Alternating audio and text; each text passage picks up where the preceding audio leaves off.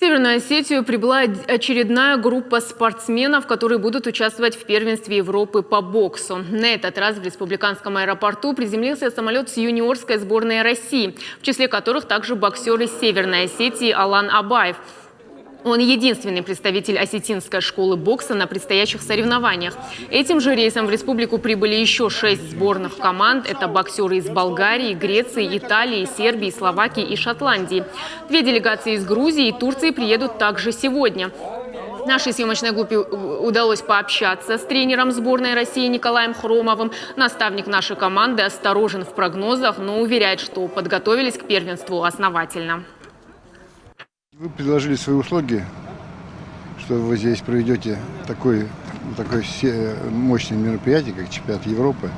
Конечно, мы, так сказать, Мурат Гаси, как мы заручились его поддержкой, и надеюсь, что здесь на очень высоком уровне пойдут соревнования.